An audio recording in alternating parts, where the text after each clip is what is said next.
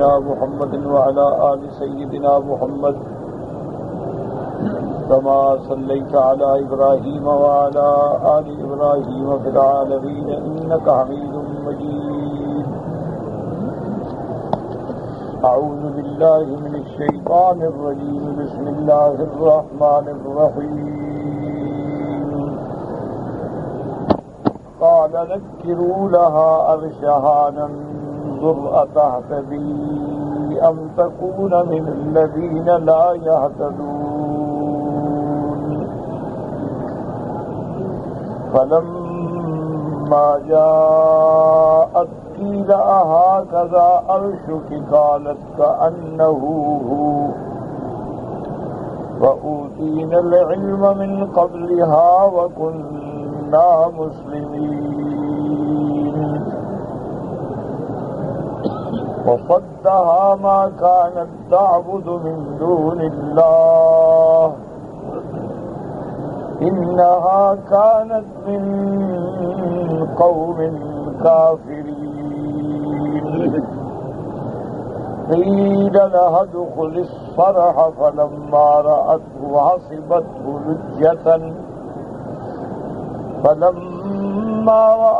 حسبته لجة وكشفت عن ساقيها قال إنه صرح مبرد من قوارير. قالت رب إني ظلمت نفسي وأسلمت مع سليمان لله رب العالمين. قال المؤلف والمفسر رحمه الله تعالى أدام النفع بعلومه وعلومكم في الدارين آمين. إلى أن قال لما جيء سليمان عليه السلام بعرش بلقيس قبل قدومها أمر به أن يغير بعض صفاته ليختبر معرفتها وثباتها عند رؤيته هل تقدم على أنه عرشها وأنه ليس بعرشها. اب مفسر رحمۃ اللہ علیہ فرماتی ہیں کہ جب حضرت سلیمان علیہ السلام کی خدمت میں ملکہ بلقیس کا عرش تخت جو ہے وہ پہنچ گیا، اس کے آنے سے پہلے تو آپ نے حکم دیا کہ اس میں کچھ تغیر کر دو، کچھ تبدیلیاں کر دو، تاکہ ہم امتحان کر سکیں کہ وہ پہچانتی ہے کہ نہیں پہچانتی کہ یہ اس کا تخت ہے یا اس کا تخت نہیں ہے. نکروا لها عرشها ننظر أتهتدي أم تكون من الذين لا يهتدون. قال ابن عباس رضی اللہ تعالی عنہ خصوصه ورافقه. حضرت ابن عباس رضی اللہ تعالی عنہ فرماتی ہیں کہ اس میں جو جڑاؤ تھا، جو موتی جڑے ہوئے تھے اور جو اس کے ساتھ سائڈیں بنی ہوئی تھیں وہ اتار لی گئیں. وقال مجاہد امر به مغیر ما كان فيه احمر جعل اصفر. حضرت مجاہد فرماتی ہیں کہ اس میں جہاں سرخ کام تھا حکم دیا گیا کہ اس کو بدل دو پیلے رنگ سے. اب مکان اصفر جعل احمر، اور جہاں پیلا رنگ تھا وہاں سرخ کر دیا گیا. ومکان اصفر جعل احمر غیر کل شیء حالک، ہر چیز کو بدل ڈالا گیا کہ جہاں سبز ہے وہاں سرخ، یہاں سرخ ہے وہاں پیلا کر دیا. وقال اکرم زادوا فی ونقصوا. حضرت اکرمہ رحمۃ اللہ علیہ فرماتے ہیں کہ اس تخت میں کچھ زیادتی بھی کر، کچھ چیزیں اور زیادہ لگا دی گئی، کچھ چیزیں اس کی گھٹا دی گئی. وقال قتادہ جعل اسفله وعلاه مقدم وآخر وزادوا فيه ونقصوا. حضرت قتادہ رحمۃ اللہ علیہ فرماتے ہیں کہ جو کچھ چیزیں جو اس کے نیچے تھیں اس کو اوپر کر دیا گیا، اوپر کی چیزوں کو نیچے کر دیا گیا، آگے کی چیزوں کو پیچھے کر دیا گیا اور پیچھے کی چیزوں کو آگے کر دیا. کچھ اس میں بڑھایا گیا، کچھ اس میں کمی کی گئی. فلما جاءت قيل هكذا عرشك قالت كأنه هو أي أرض عليها عرشها وطيرا كأوليد فيها نسلنا وكان فيها ثبات وعقل ولها لب ودهاء وحزم. فلم تقدم على أنه هو لبعد مسافته ينهى ولا أنه غير المارات من آثار صفاته وإن غير بدل ونكر. اب جناب فرماتے ہیں کہ جب آیا تو اس کو اس کا تخت دکھایا گیا کہ حالانکہ اس میں بڑی تبدیلی ہو چکی تھی، لیکن وہ بہت عقل والی تھی، فہم والی تھی، سمجھ والی تھی. حالانکہ بڑا عجیب بات ہے کہ اتنی دور سے اتنی جلدی کسی تخت کا منتقل ہو جانا کوئی آسان بات نہیں، اور پھر اس کے آثار و صفات بھی تبدیل کر دیے جائیں، اس کے اندر بھی تبدیلی آ جائے، لیکن پھر بھی اس نے کہا کانہو کہ گویا کہ یہ وہی ہے، اس میں قاروا غایت القصہ قائف الحزم۔ اس کو جب پوچھا گیا ہاں قضا عرشک قالت کانہو، کیا اسی طرح تمہارا تخت ہے؟ اس نے کہا معلوم تو ہوتا ہے وہی ہے، یعنی یہ اس کا ذکا تھا اور فہم تھا کہ وہ پہچان گئی کہ عرش میں رہی ہے۔ وقوله تبارک وتعالی وأوتینا العلم من قبلها وكنا مسلمین۔ اس نے کہا کہ ہمیں تو پہلے بھی پتا ہے کہ حضرت سلیمان علیہ السلام صرف بادشاہ نہیں نبی ہیں، اسی لیے تو ہم اطاعت گزار بن کے آئے ہیں، تو ان چیزوں کی کیا ضرورت تھی کرنے کی۔ اور اس کے بعد فرماتی ہیں وَصَدَّهَا مَا كَانَتْ تَعْبُدُ مِن دُونِ اللَّهِ إِنَّهَا كَانَتْ مِن قَوْمٍ كَافِرِينَ۔ هذا من تمام کلام سلیمان علیہ السلام، یعنی حضرت سلیمان علیہ السلام کا کلام ہے۔ في قول مجاهد السيد الزبير رحمه الله قال سليمان أوتينا العلم من قبلها وكنا مسلمين وهي كانت صدّاً على عبادة الله وحده، یعنی یہی چیزیں ہیں جس کا اس کو اللہ کی عبادت سے جس نے روکا کہ کافروں میں رہتی تھی، ورنہ سمجھ ہے سب کچھ۔ ما كانت تعبد من دون الله إنها كانت من قوم كافرين وهذا الذي قال مجاهد السيد وقال جياد ثم قال جياد ويكون في قول صدّاً من يهود سليمان أو إلى الله عز وجل تقديره ومنعها ما كانت تعبد من دون الله ایسا تغیرنا کارن قبل قول توحید قول جانا انما ادرسان بادو قلسانی۔ ابھی وہ اسلام نہیں لائی تھی، اسلام تو تب لائی جب وہ محل میں داخل ہوئی۔ وقوله قیل لها ادخل الصرح فلما رأته حسبته لجة وكشفت عن ساقيها وذلك نفس ما سمر الشياطين من دولها كصناديد من قوارير من زجاج وأجراتات والماء فالذي لا يرفع منه يحسبنه ماء۔ حضرت سلیمان علیہ السلام نے جنات کو حکم دیا کہ ایک عظیم محل تیار کرو لیکن وہ شیشے کا بنا ہوا ہو اور اس کے نیچے جو ہے پانی بہ رہا ہو، اور اس کے بعد فرماتے جو نہ جانے وہ یہ سمجھتا تھا کہ پانی ہے، ولیکن الزجاج يحول بین الماء ماشی وبینہ، حالانکہ اس پانی کے اوپر چھت ڈال دی گئی شیشے کی، آدمی شیشے پہ چلتا ہے لیکن جو کے نیچے پانی ہے وہ سمجھتا ہے کہ میں پانی کے اندر چل رہا ہوں۔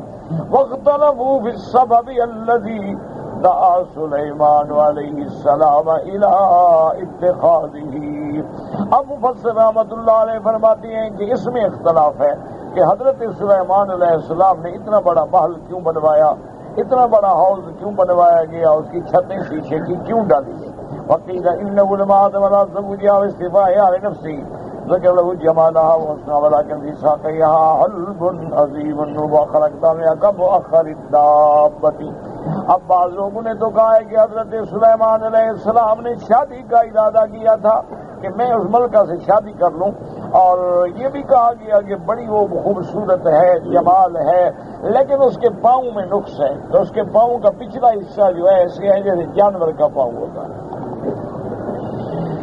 فَسَاءَهُ ذَلِكَ فَاتَّخَذَ هَذَا لِيَعْلَمَ صِحَتَهُ أَمْ لَا، تو آپ نے یہ سارا انتظام کیا کہ تاکہ جب پاؤں کھلیں گے تو پتہ لگ جائے گا۔ هكذا قول محمد بن كعب القرظي وغير ما دخلت وكشفت عن ساقيها رأى أحسن الناس ساقا وأحسنهم قدما ولكن على رجليها شعرا لأنها ملكت ليس زوج محطن ذلك عنها فقيل له المسرقات راس في ذلك وقال يسمع ذلك وقال يسمع شيئا غير المسائل بهذا الشعر فصنعوا له النور وكان اول من اتخذت له النور۔ اب جناب محمد بن قرظی فرماتے ہیں فلما دخلت، جب وہ محل میں داخل ہوئی، وکشفت عن ساقیها، اور اس نے کپڑا ہٹایا، راسن الناس ساقن، وہ تو بڑی خوبصورت بلّی والی تھی لیکن اس کے پاؤں پہ بال تھے، اور وہ بغیر شادی شدہ تھی. اب ارادہ ہوا کہ ان بالوں کو ہٹایا جائے تو کہا گیا کہ اس طرح سے ہٹا دیا جائے. اس نے کہا کہ نہیں میں اس طرح استعمال نہیں کر سکتی, اپنی جلد پہ میری جلد نازک ہے.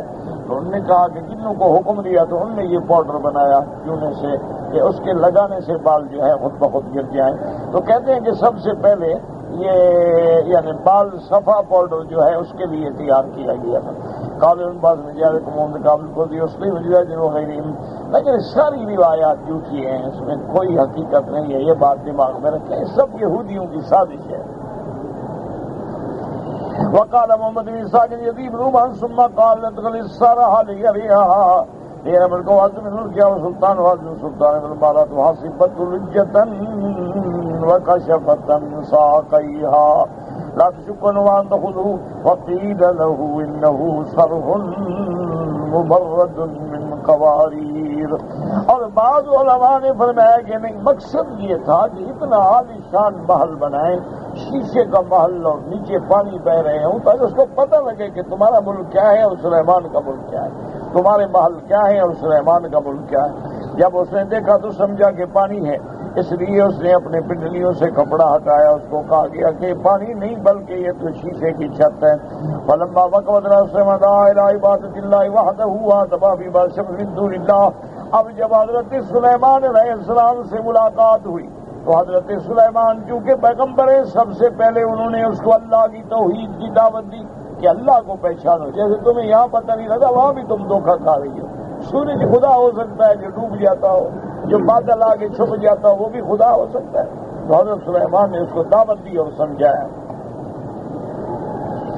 اور اس کے بعد فرماتے ہیں کہ وقال الحسن البصری رحمہ اللہ لما رات الجت السرار فتح اللہ قدرات الآدم الملکہا, کہ جب اس عورت نے دیکھا اس محل کو تو جان گئی کہ جو میں نے دیکھا ہے یہ ملک بہت بڑا ہے, اس کی شاہی اس کی طاقت بہت بڑی ہے. وقال محمد ان بعض اهل العلم بن قال امر سليمان بالسر وقد امرته الشياطين الرجال كانه الماء بياض ثم ارسل الماء ثم وضع فيه سرير وجلس عليه وقفت التروجين ثم لقد قال لا تدخل السر ليريها ملكا ومن ملكها وسلطانا اعظم من سلطانها. وہاں پہ ابن مربع فرماتے ہیں کہ حضرت سلیمان نے حکم دیا جنوں کو کہ ایک محل بنائیں شیشے کا اور اس کے نیچے پانی ڈالیں, اور اس کے بعد آپ اپنے تخت پہ بیٹھے. جب آپ تخت پہ بیٹھے تو آپ کے لیے پرندے اور جن اور انسان جو تھے سب آپ کے سامنے حاضر ہیں. اس کے بعد حکم دیا گیا کہ اب جاؤ تم بھی محل میں چلو داخل ہو. تو اس نے دیکھا کہ حضرت سلیمان کا ملک جو ہے اس کا ہم مقابلہ نہیں کر سکتے ہیں. فلما رأت وصبته لجة وكشفت عن ساقيها, اس کو اتنا یقین تھا کہ گویا وہ پانی کے اندر اپنے پاؤں رکھ رہی ہے, اس لیے اس نے اپنے پنڈلیوں کے اوپر سے کپڑا جو ہے وہ ہٹا لیا. قیل له انه صرح مبرد من قواریر, کہا گیا کہ بی بی یہ تو محل ہے جو بنایا گیا ہے, اوپر تو شیشہ ہے, آپ کیوں کپڑا. فلما وقفت سلیمان دعاها الى عبادت اللہ عز وجل وحدہ. اب جب حضرت سلیمان علیہ السلام سے ملاقات ہوئی تو آپ نے سب سے پہلے توحید کی دعوت دی.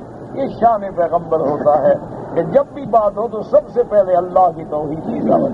اسی لیے دیکھیں کہ یوسف علیہ السلام کے ساتھ جب جیل میں ساتھی آئے قریب ہوئے تو سب سے پہلے دعوت یا صاحب السجن ارباب متفرقون خیر ام اللہ الواحد القہار.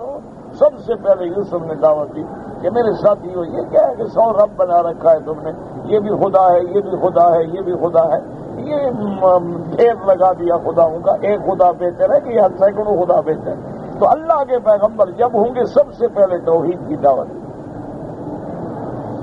اب آپ نے دعوت دی وآتبا بعبادت الشمس من دون اللہ وقالت بقول الزنادقہ فوقع سلیمان ساجدا اعظاما لما قالت وسجد معه الناس كما يدعي حين سليمان سلام سلام المبارك سليمان قال ويا ماذا قلت قالت انا نسيت ما قلت فقال رب اني ظلمت نفسي واسلمت مع سليمان لله رب العالمين وسلم.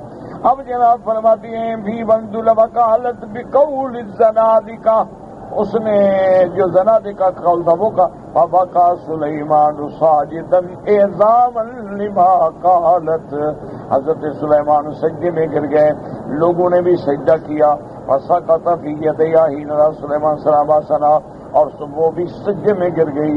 فلما رفع سلیمان رأسه قال ویحک ماذا قلت، جب سلیمان علیہ السلام نے سجدے سے سر اٹھایا پھر میں کیا کہا تم نے، قالت نسیت ما قلت، میں بھلا دی گئی، فقالت رب انی ظلمت نفسی واسلمت مع سلیمان للہ رب العالمین فاسلمت وقبل الامام بکر الشعبی رأسا غریبا عن ابن عباس قال حدثنا الحسین بن علی عن زائدة قال حدثني عطاء بن الصائب قال حدثنا مجاهد عن الازدي قال حدثنا بس قال كان سليمان سيد الناصرين ثم توزع كراسي حوله ويجلس عليه الانس ثم يجلس الجن ثم الشياطين۔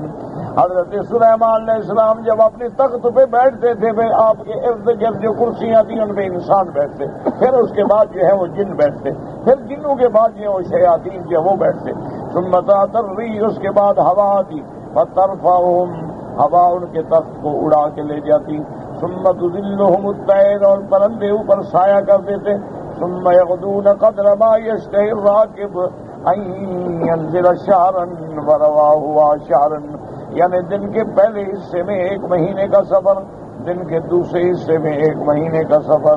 قال وبينما ذاتهم في مسير فقد الهدهد، اسی طرح آپ نے ایک دفعہ جب پرندوں کے بارے میں حاصل کیا معلومات تو ہدہد غائب تھا، قال ما لي لا ارى الهدهد ام كان من الغائبين لأعذبنه عذابا شديدا او لأذبحنه او لياتيني بسلطان مبين قال وكان ذويا ينتفه ثم يلقيه في الارض، آپ نے فرمایا میں اس کو عذاب دوں گا، یعنی اس کے پر جو ہے نوچ لوں گا اور زمین پہ پھینک دوں گا۔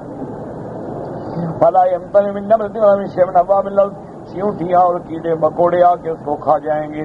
قال تعالیٰ سے بعد میں خالی میں جاء ما قص غير بعيد فقرا حتى انتهى إلى قوله سننظر أصدقت أم كنت من الكاذبين اذهب بكتابي هذا فألق إليهم، اور وہ خط کیا تھا، وَقَدْ بسم اللہ الرحمن الرحیم الى بلقیس اللہ تعالی علیہ واتونی مسلمین فلما ألقى الهدهد الكتاب إليها ألقى في روعها أنه كتاب كريم وأنه من سليمان والله تعالى عليه واتوني مسلمين قالوا نحن أولو قوة قالت إن الملوك إذا دخلوا قرية أفسدوها وإني مرسلة إليهم بهدية وناظرة بما يرجع المرسلون فلما جاءت الهدية سليمان وقال أتمدونني بمال ارجع إليهم فلما نظر إلى الغبار يخون البعض قال وكان سيوان بين السماوات حين نظر البعض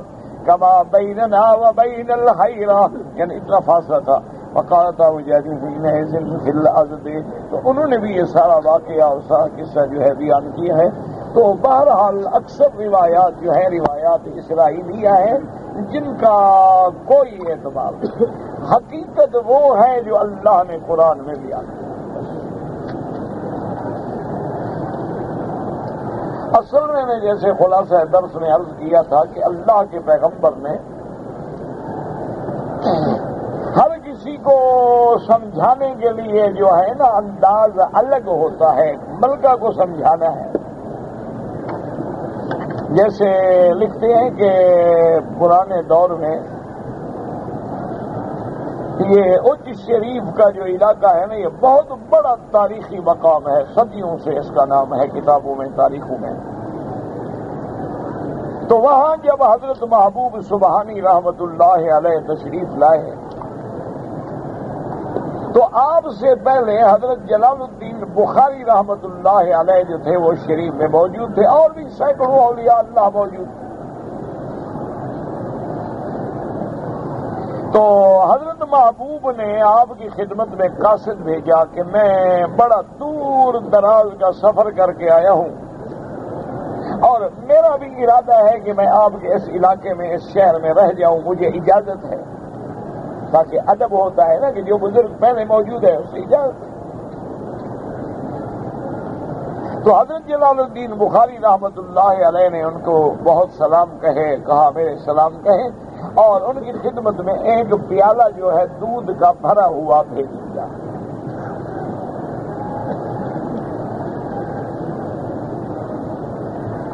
تو لانے والوں نے یہی سمجھا کہ بھئی حضرت نے دعوت کی ہے اور سب سے بڑی نعمت جو ہے وہ دودھ ہوتا ہے، کیونکہ حدیث مبارک میں ہے کہ جو نعمت ملے، جو نعمت ہے کھانے کی پینے کی، کھاؤ اور کہو الحمدللہ اللہم مبارک لی فیہا وآتنی خیرا منہا، اللہ اس میں برکت دے اور اس سے بھی ہمیں بہتر نعمت عطا فرمائے۔ لیکن آپ نے فرمایا کہ جب تم دودھ پیو تو کہو اللہم مبارک لی فیہا وزدنی منہا، اللہ اس میں برکت دے اور اس کو اور زیادہ عطا فرما، کہ اس سے بہتر نعمت کوئی۔ تو انہوں نے پیالہ مبارک جو تھا دودھ کا بھر کے حضرت محبوب کو بھجوا دیا۔ تو قاصد جب وہ پیالہ لے کے آئے تو حضرت محبوب سبحانی نے جب دیکھا تو اٹھے، تو سامنے پھول لگے ہوئے تھے، تو ایک گلاب کے پھول کی پنکھڑی توڑی اور اس دودھ کے اوپر رکھ کے پھر واپس گئے۔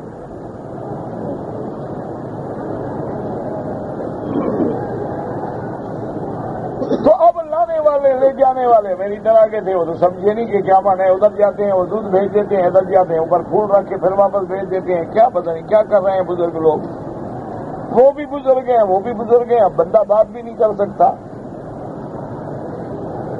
تو آخر کسی نے پوچھا، اس نے کہا کہ حضرت یہ کیا مطلب ہے؟ انہوں نے فرمایا کہ میں نے اجازت مانگی تھی تو حضرت نے پیالہ دودھ کا بھر کے بھیجا کہ یہاں پہلے بہت بزرگ ہیں، یہ جگہ بھری ہوئی ہے، جگہ ہے ہی نہیں، تم کسی اور جگہ ڈیرا لگاؤ۔ تو میں نے پھول کی پنکھڑی رکھ کے بھیجی کہ حضرت جیسے یہ پھول اوپر چھا گیا ہے نا، انشاءاللہ میں ان پہ چھا جاؤں گا، مجھے اجازت تو دیں آپ رہنے کی۔ تو اشارات ہوتے ہیں اللہ والوں کے جو عام آدمی نہیں سمجھ سکتے۔ اسی لیے حضرت دین پوری رحمت اللہ علیہ نے حضرت تھانوی کو مسواک بھیجے۔ کوئی بندہ جا رہا تھا تھانہ بھون تو کہا یہ فقیر کی طرف سے مسواک لے جاؤ۔ تو وہاں پہنچا، حضرت نے قبول کیا، انہوں نے کہا جی آپ کو ہدیہ بھیجا ہے خلیفہ غلام محمد دین پوری رحمت اللہ علیہ نے، یہ مسواک ہیں 2 یا 4 یا 1 یا 2۔ آپ نے قبول فرمایا، بڑے خوش ہوئے اور خیریت پوچھی، حال احوال پوچھا، حضرت کا مزاج کیسے ہے، طبیعت کیسے ہے۔ آنے والوں کو ٹھہرایا، ان کا بڑا احترام کیا۔ شاید جانے والے بھی میاں ظہیر الحق دین پوری تھے رحمت اللہ علیہ، اللہ عالم۔ جب وہ مجلس ختم ہونے لگی تو اپنے خاص تلامذہ جو تھے، شاگرد جو تھے، ان سے پوچھا کہ پتہ ہے کہ حضرت نے مسواک کیوں بھیجے ہیں؟ انہوں نے کہا کہ ہمیں کیا پتہ ہے، بس ہدیہ ہے۔ انہوں نے کہا نہیں، بعض مستحبات میں مجھ سے کوتاہی ہو رہی تھی، حضرت نے تنبیہ کی ہے کہ خیال رکھو مستحبات بھی نہ چھوڑا کرو۔ آدمی مستحبات چھوڑتا ہے پھر نفل چھوڑتا ہے، نفل چھوڑتا ہے پھر سنت چھوڑتا ہے، سنت میں کوتاہی کرے تو پھر فرض بھی چلے جاتا ہے۔ تو یہ اللہ والوں کے اشارات۔ تو سیدنا سلیمان علیہ السلام نے یہ سارا انتظام اسی لیے کیا تھا کہ آنے والی ملکہ ہے، لاکھوں کی اس کی فوج ہے، تو اس کے دماغ میں مسئلہ ڈھیلا تو نہیں جا سکتا، اس کو تو طریقے سے سمجھانا ہوگا۔ تو آپ نے یہ سارا اہتمام کیا، حوض بنایا، نیچے پانی رکھا، اوپر شیشہ لگایا، محل بنائے اور اپنی قوت و عظمت کا اظہار کیا۔ اور بی بی جب آئی تو اس نے سمجھا کہ پانی ہے، تو بیچاری نے پنڈلی سے کپڑا اتارنے کی کوشش کی، انہوں نے اشارہ کیا، سمجھ آ گئی، اس کے بھی دماغ میں بات آ گئی۔ انہوں نے کہا یہ دھوکہ کھا رہی ہو، یہ شیشہ مظہر ماء ہے، پانی کو دکھا رہا ہے، پانی نہیں ہے۔ اسی طرح جیسے سورج جو ہے یہ مظہر قدرت خدا ہے، یہ خود خدا نہیں ہے۔ یہ تو اپنے خالق اور مالک کی قدرت میں دلالت کرنے کے لیے نشانیاں ہیں کہ وہ شان والا رب کیسا ہوگا جس نے سورج پیدا کیا، چاند پیدا کیا، زمین پیدا کیا، آسمان پیدا کیا، اور جس کے حکم پہ یہ حرکت کر رہے ہیں اس کے دماغ کو فوراً چوٹ لگی، اس نے کہا قال رب انی ظلمت نفسی واسلمت مع سلیمان للہ رب العالمین۔ تو سمجھانے کے انداز ہوتے ہیں، اللہ والوں کو سمجھانا ہو، کسی عالم کو سمجھانا ہو، کسی مبتدی کو سمجھانا ہو، کسی جاہل کو سمجھانا ہو، کسی بہت بڑے سردار کو سمجھانا ہو، طریقے ہوتے ہیں۔ ایک بہت بڑا علاقے کا سردار تھا اور حضرت عمر اس پہ بڑے ناراض تھے۔ اس نے مسلمانوں کے خلاف بڑی زیادتی کی تھی۔ حضرت عمر بڑے جلال میں تھے کہ مجھے موقع ملے تو میں اس سے بدلا لوں، اور وہ بھی اپنے چھوٹے موٹے علاقے کا ایک قسم کا راجا تھا، مہاراجا تھا، اور وہ جناب حضرت عمر کو ملنے کے لیے آ گیا۔ اس کو پتا تھا حضرت عمر ناراض ہیں، اس کو یہ بھی پتا تھا کہ میرے ملتے ہوئے حضرت عمر ہو سکتے ہیں حکم جاری فرما دیں کہ قتل کر دو اس کو۔ وہ آیا، ملا اور کہنے لگا کہ مجھے پیاس لگی ہے، پانی مل سکتا ہے؟ اب دشمن بھی آ جائے تو آدمی پانی تو دیتا ہے۔ حضرت عمر نے حکم دیا کہ پانی لے آؤ۔ جب پانی آیا تو اس نے کہا جی میں پی لوں، اجازت ہے؟ ہاں پی لو۔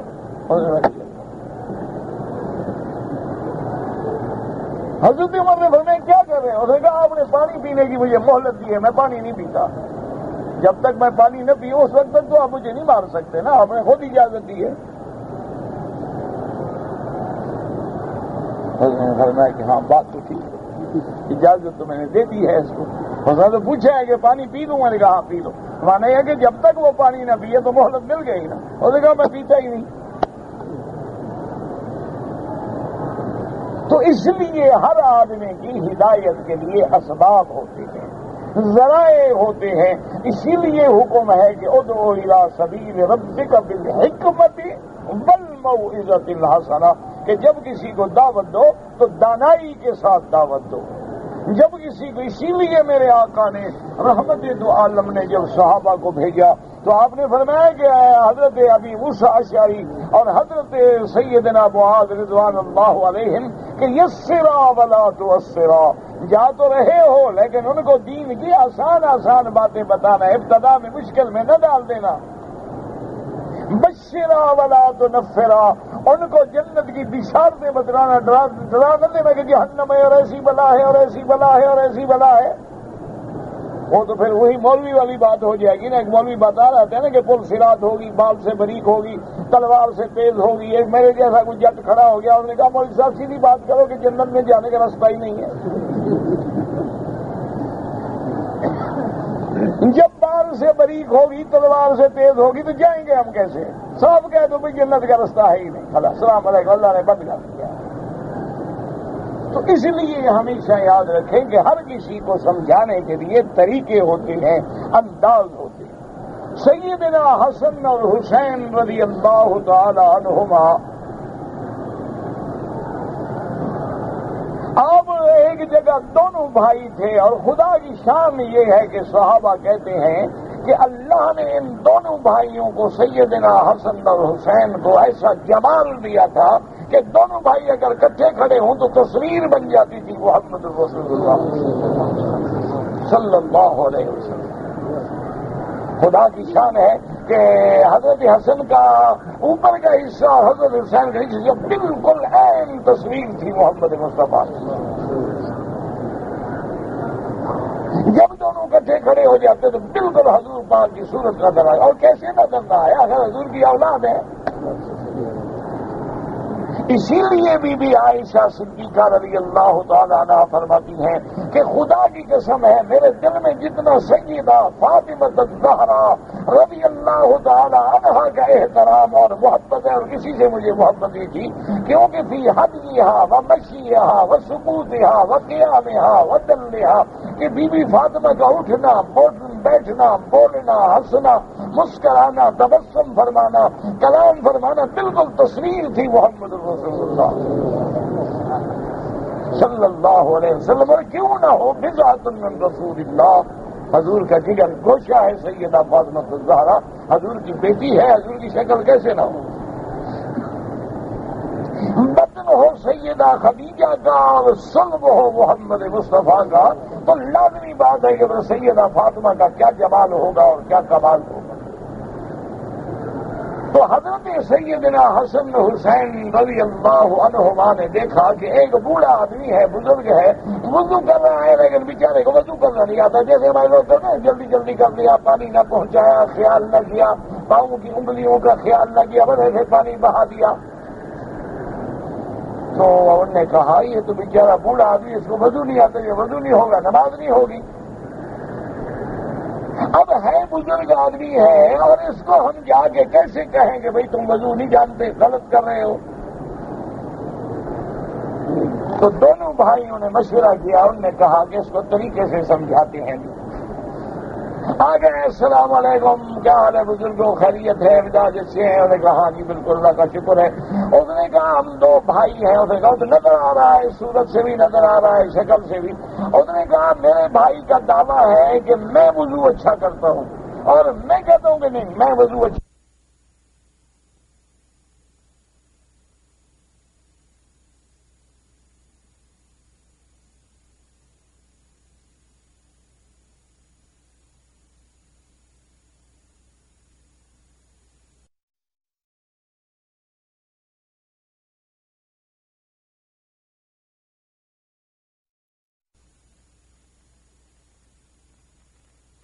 سامنے دونوں بھائی وضو کرتے ہیں، آپ فیصلہ کریں کہ کس کا وضو اچھا ہے.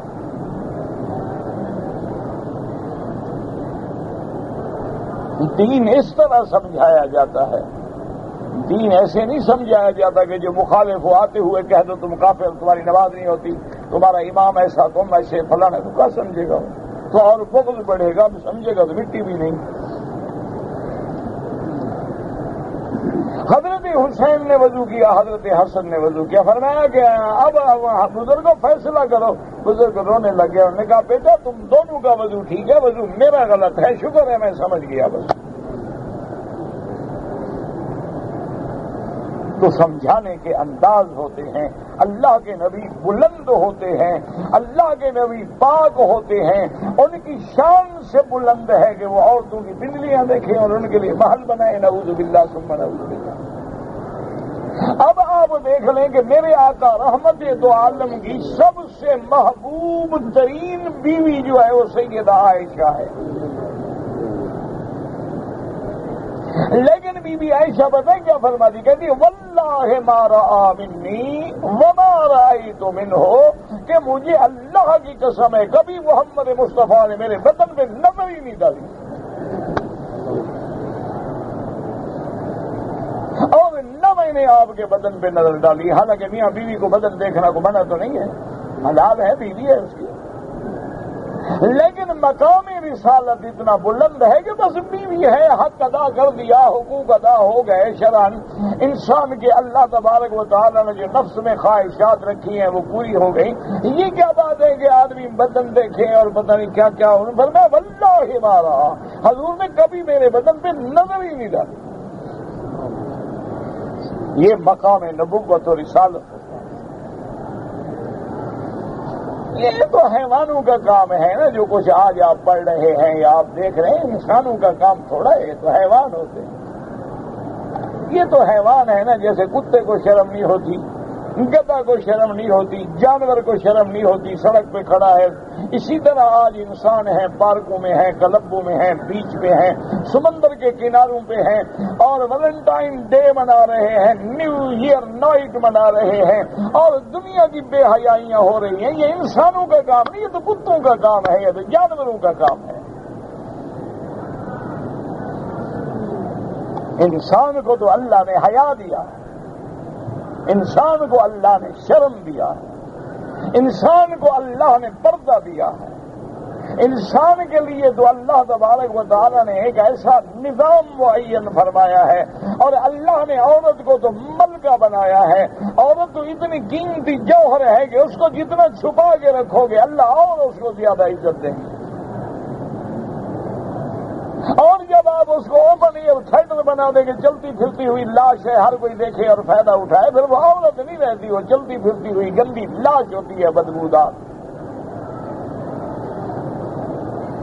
عورت ہے کون؟ سیدہ خدیجہ۔ عورت کون ہے؟ ازواج رسول اللہ۔ عورت کون ہے؟ بنات رسول اللہ۔ عورت کون ہے؟ سیدہ فاطمہ الزہرا۔ عورت کون ہے؟ اہل بیت رسول اللہ کی خواتین، کہ حیران ہوتی ہے دنیا کہ جن کے چہروں پہ میرے خیال میں کبھی بادہ اور شمس و قمر نے بھی نظر نہیں ڈالی ہو۔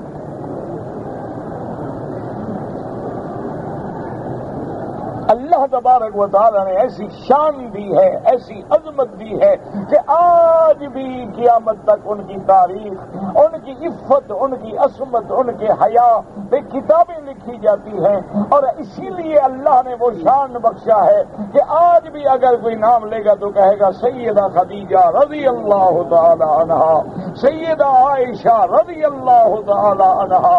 اور ہماری یہ جو آوارہ عورتیں ہیں، ان کا جب بھی نام لے گا تو کہے گا لعنت اللہ علیہا۔ اب تمہاری مرضی ہے، جو چاہو بنو، کہنے سے تو کچھ نہیں ہوتا، نہ کچھ بگڑتا ہے نہ کچھ بنتا ہے۔ اصل بات تو یہ ہے کہ دعا کرو۔ اسی لیے حضور نے فرمایا الحیاء شعبۃ من الایمان، حیا نہیں ہے تو کچھ بھی نہیں ہے۔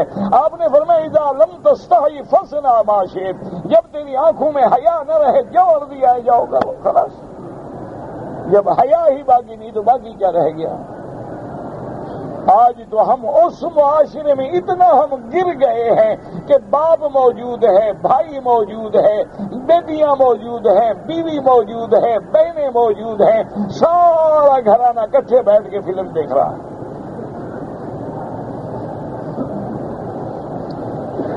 پہلے تو اتنا حیا ہوتا تھا کہ لوگ اپنے علاقے گاؤں والوں کے سامنے سگریٹ نہیں پیتے تھے کہ میرے بستی والوں کو پتہ چل جائے گا کہ بندہ سگریٹ پیتا ہے۔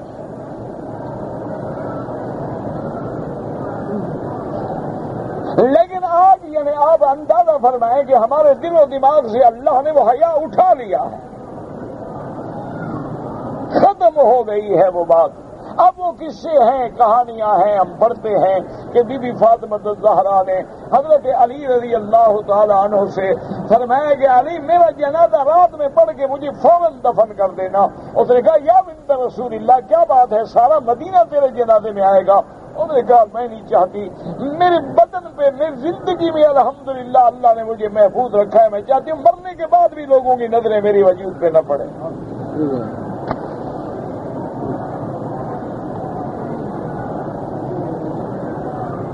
اللہ اکبر۔ اسی لیے جب بی بی عائشہ کا جنازہ اٹھا ہے نا، آپ دیکھیں تاریخ کیا کہتی ہے، سارا مدینہ رو رہا تھا، لیکن بی بی کا حکم تھا کہ ماں سوا میرے بھانجے میرے بھتیجوں کے، آپ کے بیٹے تو تھے کوئی نہیں، اولاد تو تھی نہیں، حضور پہلے وفات فرما گئے، ورنہ حضور پاک نے فرمایا تھا کہ عائشہ اگر تمہیں اللہ نے میری زندگی میں موت دے دی تو میں قبر میں بھی تمہیں خود اتاروں گا۔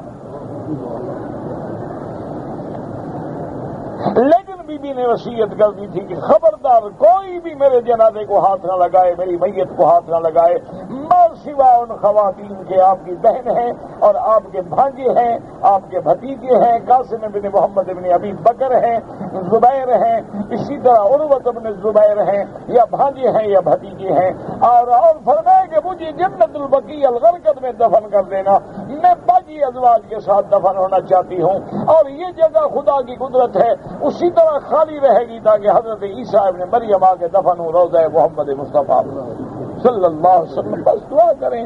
آج کل تو ظہر الفساد فی البر والبحر، آج تو ہر طرف بے حیائی کا دورہ ہے، بے شرمی کا دورہ ہے، عریانی کا دورہ ہے، طغیانی کا دورہ ہے، فساد ہو گیا ہے، نہ بیوی کو شوہر کی عزت کا احساس ہے، نہ شوہر کو بیوی کی عزت و عفت کا احساس ہے۔ خدا کے فضل سے دونوں میاں بیوی معزز ہیں، اسے غیرت نہیں آتی، اسے غصہ نہیں آتا۔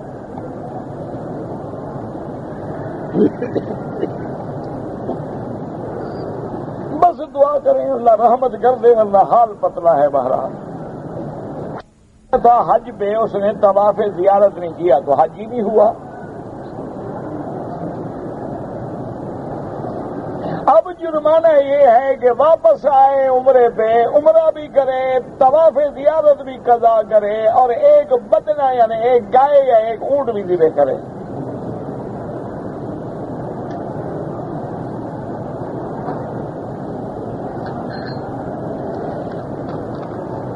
جب غلطی کر لیتے ہیں مسئلہ بعد میں پوچھتے ہیں. اب اس کا کوئی علاج ہے؟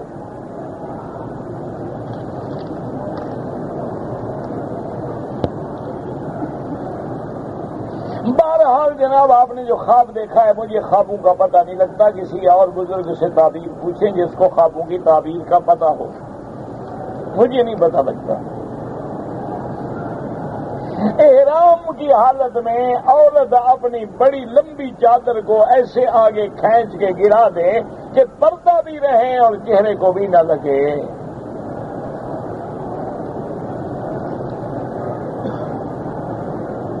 میقات کا عمرہ الگ ہوتا ہے، مسجد عائشہ کا عمرہ یہ ہل سے ہے، یہ میقات نہیں ہے. اللہ کے بندے نہ سمجھو تو بندہ کیا کرے. میقات 1000 دفعہ عرض کیا ہے کہ 5 میقات ہیں. میقات یلملم ہے، میقات جوفا ہے، میقات ذل حلیفہ ہے، میقات قرن المنازل ہے، وادی سیل ہے. یہ میقات نہیں ہے، یہ ہل ہے، یعنی حد حرم سے باہر ہے. میقات کے تو اندر ہے یہ. اب اگر کوئی مکے میں رہنے والا عمرہ کرنا چاہے تو کہاں جائے؟ بھی حد حرم کے باہر چلا جائے، احرام باندھ کے آ جائے.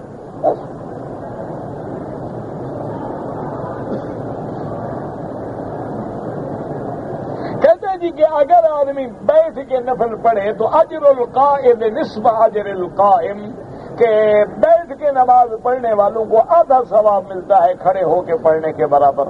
لوگوں نے رواج بنا رکھا ہے کہ ساری نماز کھڑے ہو کے پڑھیں گے، وتر کی 2 رکعت نفل میں بیٹھ جائیں. اور خدا کے بندے حضور نے بیٹھ کے پڑھی ہے. بی بی فرماتی ہے لما بدن رسول اللہ، جب حضور کا بدن بھاری ہو گیا، حضور کو زیادہ کھڑے ہونے میں مشقت ہوتی تھی تو آپ نے بیٹھ کے پڑھا.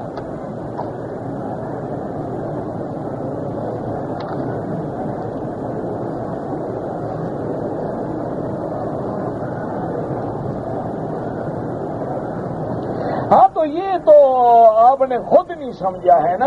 آپ نے فرمایا کہ بعض چیزیں ایسی ہیں ایسا ان تک رہو شیئن، بعض چیزوں کو تم برا سمجھتے ہو. مثلا تم کہتے ہو میری بیوی بری ہے، بد شکل ہے اور بد خلق ہے، لیکن اس سے تمہیں کو اللہ عالم بچہ دے دے، تمہیں کیا پتا. بعض اوقات تم سمجھتے ہو کہ تمہاری بیوی بڑی جمیل ہے، حسینہ ہے، عالم ہے اور بڑی سوشل ہے، اس سے ایسا بچہ پیدا ہو جو تیرے خاندان کو بھی برباد کر دے. یہ الگ بات ہے، اعمال کی جزا الگ بات ہے. تو انسان یعنی ظاہر کو، جیسے اللہ نے فرمایا کہ بی بی عائشہ پہ جب تہمت لگی فرمایا لا تحسبوہ شر لکم بل هو خیر لکم، اس تہمت لگنے کو تم شر نہ سمجھو بلکہ تمہارے لیے کتنی بہتری ہے کہ اللہ نے قرآن اتار کے قیامت تک بی بی عائشہ کی شان اونچی کر دی. اگر تہمت نہ لگتی تو قرآن بھی نہ اترتا.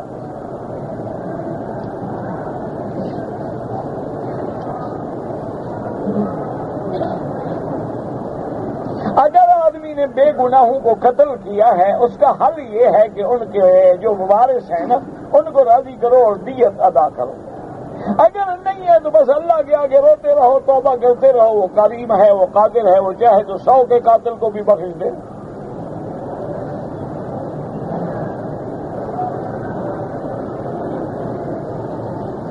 اگر ایک عورت حالت احرام میں ہے، حیض آ گیا، لیکن اس نے منہ دھویا خوشبو والے صابن سے اور کریم بھی لگائی، تو اب جناب جب وہ حیض سے پاک ہو جائے عمرہ بھی پورا کرے اور ایک بکری دم بھی ادا کرے.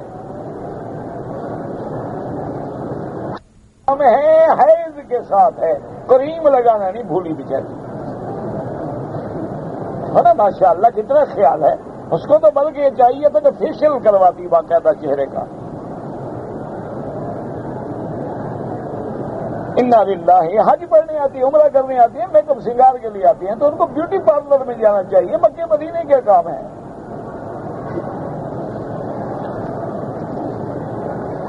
الا باللہ العلی العظیم۔ هل يجوز رفع الايدي في الدعاء؟ نعم، رفع رسول الله في الاستسقاء۔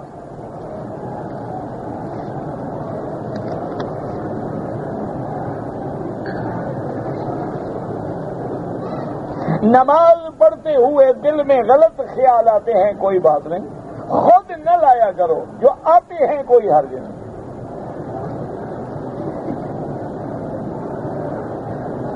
یہاں پر جو ہم لوگ گوشت اور مرغیاں کھاتے ہیں وہ یورپ سے آتی ہیں، جو باہر کے ملکوں سے آئے ان کا کوئی اعتبار نہیں حلال حرام ہونے کا، ایسے وہ گارنٹی دیتے ہیں کہ حلال ہے، لیکن اعتبار کیا ہے کافروں کا؟ البتہ اس ملک کی جو چیز ہے وہ حلال ہے۔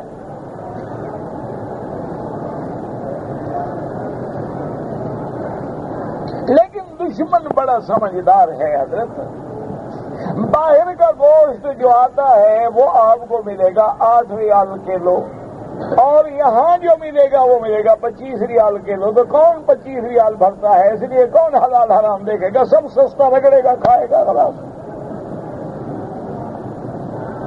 اب دیکھو نا، انہوں نے موبائل نکالا، پہلے 4000 5000 3000، اور پہلے تو نمبر نہیں ملتا تھا، نمبر لینے کے لیے 10,000 ریال پہلے سیکورٹی جمع کراؤ اور 6 مہینے کے بعد نمبر آتا تھا۔ اب انہوں نے جناب 50 ریال میں بھی بنا دیا ہے، ہر آدمی کی جیب میں ہے، بندہ جھاڑو دیتا ہو ٹیلی فون کان پہ لگا ہوا ہے، موبائل کے بغیر اس کا بھی گزارا نہیں۔ طواف کرے، ہاں السلام علیکم السلام علیکم، تو تم طواف کرے ہو، شرم کرو، کیا کر رہے ہو؟ ٹیلی فون تم بند نہیں کر سکتے ہو، تمہاری ہاٹ لائن ہے، پتہ نہیں کوئی ایمرجنسی کال آ جائے گی تمہارے لیے۔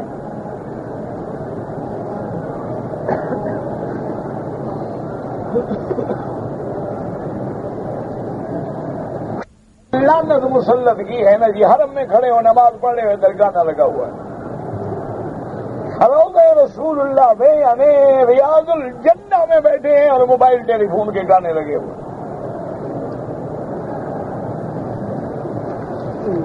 اور اس کا کیا علاج ہے؟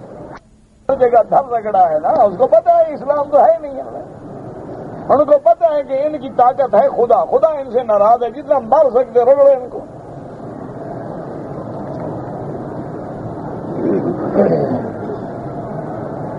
امام کے پیچھے الحمد شریف، حنفی ہو تو نہ پڑھو، شافعی ہو پڑھا کرو، بس کوئی مسئلہ نہیں۔ نماز جنازہ میں بھی اگر آپ شافعی ہیں تو الحمد پڑھیں، ورنہ ثنا اور درود پڑھیں۔ اگر ہمارے بہن بھائی چاچا ماموں رشتہ دار ہے جو غریب ہیں ان کو زکات دے سکتے ہو، بیٹی بیٹے کو نہیں دے سکتے ہو، ماں باپ کو نہیں دے سکتے، ان کا خرچہ تمہارے ذمہ ہے، ان کو بھی زکات دینا چاہتے ہو، مجھ لحاظ کرو یار۔ سنت کے مطابق داڑھی کی مقدار 1 مشت ہے۔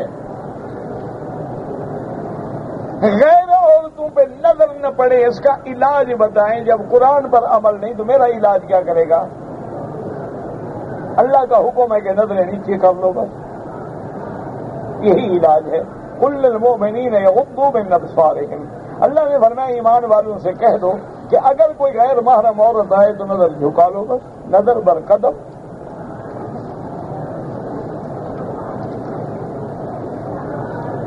یہ کوئی پیٹ کا درد تو نہیں نا کہ میں مسل لکھ دوں۔ تمہارے دل میں اللہ کا خوف ہوگا تو عورتوں کو نہیں دیکھو گے، نہیں ہوگا دیکھتے رہو گے۔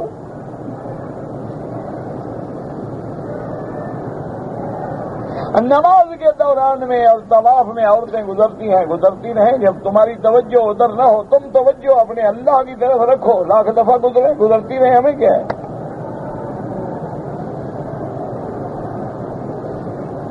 ایک بات یاد رکھو کہ کبھی آپ نے دیکھا ہوگا، آپ کے سامنے واقعہ گزرا ہوگا کہ آدمی اکٹھے بیٹھے ہوتے ہیں، حال حوال کر رہے ہوتے ہیں، اور آدمی بھی ساتھ بیٹھا ہوتا ہے، اور 5-10 منٹ تک باتیں ہوتی رہتی ہیں، اس کے بعد کہتے ہیں بھئی ہاں ہو گئے یار، میں نے تو سنا ہی نہیں۔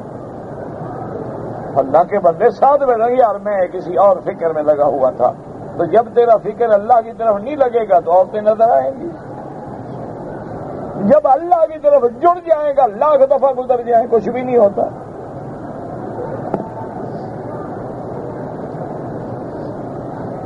غیبت کا معنی یہ ہے کہ ایسی بات کہنا کہ اگر اس بندے کے سامنے کرو تو اس کو بری لگے، اگر اس میں وہ عیب ہے اور تم لوگوں کے سامنے بیٹھ کے کہہ رہے ہو یہ غیبت ہے، نہیں ہے تو وہ تو بہتان ہے.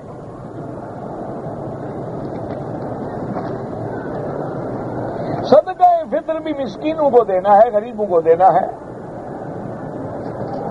جو لوگ مرنے کے بعد مرحوم کے لیے غلہ وغیرہ بانٹتے تقسیم کرتے ہو تو بدعت ہے. زندگی میں کیا نہیں، اب مرنے کے بعد کیا فائدہ دے گا بھائی؟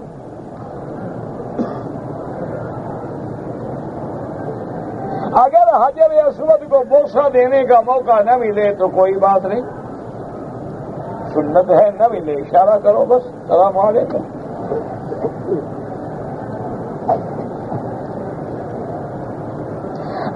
عصر کے بعد طواف کے نفل جو ہیں حنفی مسلک میں نہ پڑھیں، مغرب کے بعد پڑھیں. اور اگر آپ حنبلی مسلک میں ہیں تو حرم میں ہر وقت جائز ہیں. جو لوگ زندہ ہیں آپ اپنے لیے طواف کر کے ان کے لیے دعا کریں. داڑھی ایک مشت ہونی چاہیے، اس سے زیادہ جو ہے اس کو کٹوانے کی اجازت ہے، لیکن بعض علماء حدیث پہ عمل کرتے ہیں کہ مطلق داڑھی کو بڑھاؤ.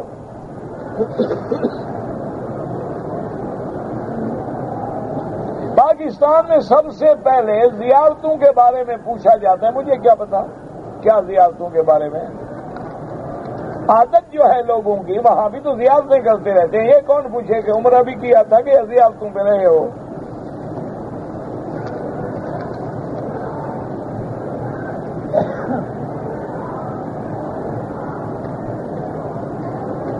پاکستان سے آتے ہوئے جدے میں احرام باندھا ہے، دم پڑ گیا. بہن نے احرام باندھا پھر کھول دیا، جب ٹھیک ہو جائیں عمرہ بھی کریں وہ بھی دم ادا کریں.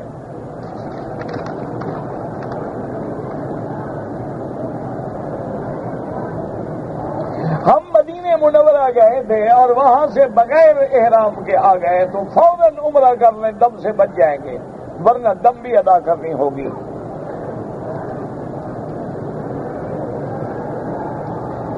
اگر کوئی آدمی حج کے دنوں میں کنکری مارنے کے بعد طواف زیارت پہلے کر لے اور قربانی اور حجامت بعد میں کرے کوئی حرج نہیں، کوئی مسئلہ نہیں.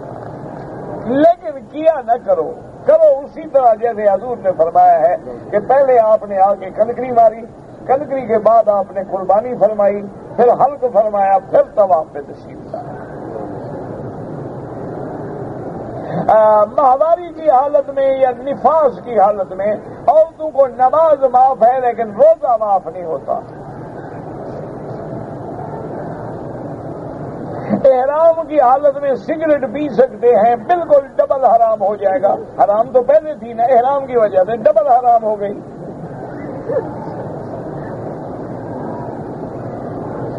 اس کے رسول کیسے بنے گا؟ اتباع محمد مصطفیٰ میں کہ حضور کے ہر حکم پہ گردن جھکا دو اور درود شریف زیادہ پڑھو، انشاءاللہ نصیب ہوگی محبت.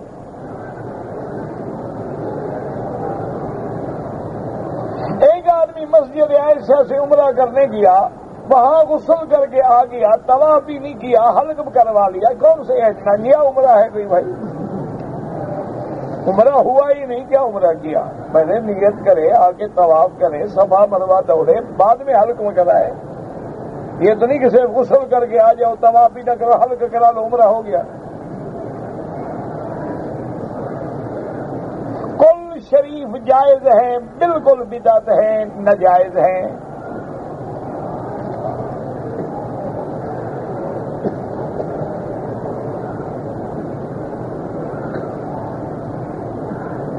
اگر کافر مسلمانوں پہ حملہ کریں گے تو مسلمان شہید ہوگا. اگر کافروں کی فوج میں بھی مسلمان ہے، کوشش کرے کہ مسلمان پہ گولی نہ چلائے. یا اللہ یا محمد لکھنا ناجائز ہے، یا اللہ جائز ہے کہ حرف ندا اللہ کے لیے ہوتا ہے، غیر اللہ کے لیے نہیں ہوتا.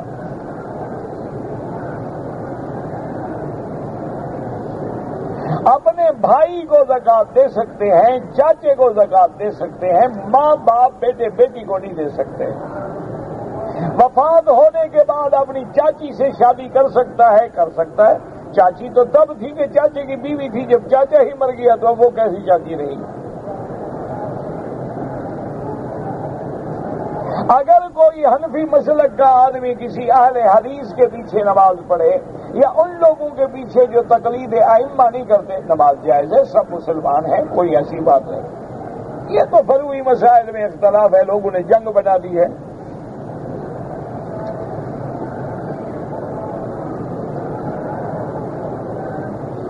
سنا ہے کہ قبر کھودتے وقت اور طواف سعی کے وقت فرشتے بندے کی مدد نہیں کرتے۔ مجھے نہیں پتا آپ کا پوچھنے کا کیا مطلب ہے، یعنی قبر کھودو تو فرشتے آگے کھودیں تمہاری قبر؟ مجھے تو سمجھ نہیں آیا کون سا مسئلہ ہے بھائی۔ بہرحال باہر لوگ بلڈنگوں کے پاس کھڑے ہو کے نماز پڑھ لیتے ہیں، اگر صفیں نظر آ جائیں نماز ہو جائے گی، لیکن بالکل نہ کریں، صفوں سے مل کے نماز پڑھیں۔ والد فوت ہو گئے، اللہ ہر مسلمان کی قبر پہ رحمت نازل فرمائے اور ہر مسلمان کی قبر کو باغ جنت بنائے۔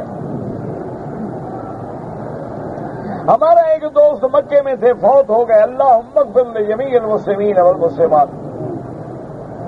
اگر کوئی آدمی 2 یا 3 طواف مکمل کر کے بعد میں 2 رکعت پڑھ لے جائز ہے۔ اگر کوئی آدمی 3 دن کے لیے اللہ کے دین کی تبلیغ میں نکلے کام چھوڑ کے، اچھی بات ہے، دین کا کام کرو، لیکن دنیا کا کام بھی کرو، چھٹی ملے تو کرو، نہ ملے تو بعد میں صحیح۔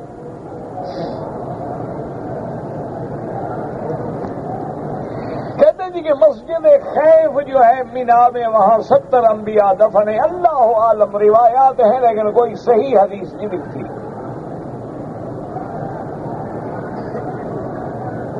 شرک فی الرسالت سے مانا یہ ہے کہ حضور کو بھی نبی مانے اور مرزا قادیانی کو بھی نبی مانے۔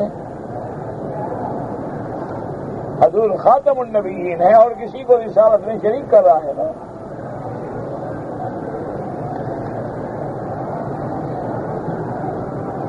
مسجد نبوی میں ایک نماز پڑھنے کا صحیح حدیث مبارک میں 1000 ہے اور ایک روایت میں 50,000 بھی آتا ہے۔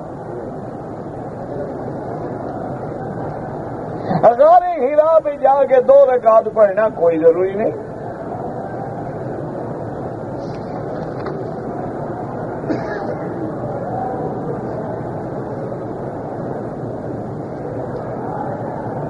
اللہ ہدایت دے، دعا کریں اللہ مسلمانوں کو ہدایت دے، اللہ ہمیں برادری کے عزم سے، قومی جھگڑوں سے بھی بچائے۔ اللہ تعلق اصل جو ہے وہ ایمان کا تعلق ہوتا ہے، انما المؤمنون اخوۃ۔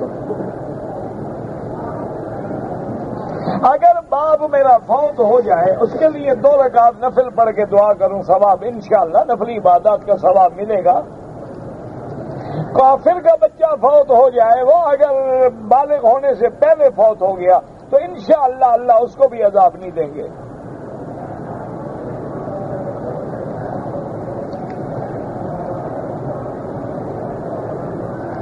بے نمازی جو ہے کہتے ہیں وہ پلید ہوتا ہے، بعض ائمہ کے نزدیک وہ کافر ہے۔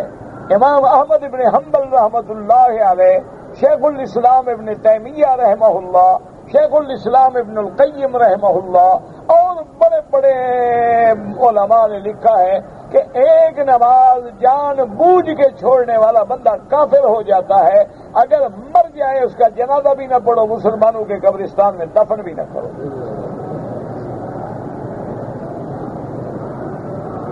بہرحال نمازی کے آگے نہ بیٹھا کریں، نہ نمازی کے آگے گزرا کریں، اگر مجبوراً گزرنا پڑے تو سجدے کی جگہ چھوڑ کے ذرا دور گزریں۔ اگر احرام کی حالت میں عورت نے منہ دھویا ہے صابن سے، 1 دفعہ دھویا ہے، صدقہ کر دے، خیرات کر دے۔ جو امام صاحبان حرم میں نماز پڑھاتے ہیں ان کا مسلک کیا ہے، ان سے جا کے پوچھ لو، ماشاءاللہ ہر نماز پہ آتے ہیں امام، ملنے پوچھ رہے ہیں۔ میری ذمہ داری تو نہیں ہے میں سب کے بارے میں جواب دوں. بہرحال حضرت شیخ ابن محمد ابن عبد الوہاب رحمۃ اللہ علیہ نے بھی اپنی کتابوں میں لکھا ہے کہ ہم فروعی مسائل میں امام احمد ابن حنبل رحمۃ اللہ علیہ کی فقہ سے مسئلے لیتے ہیں.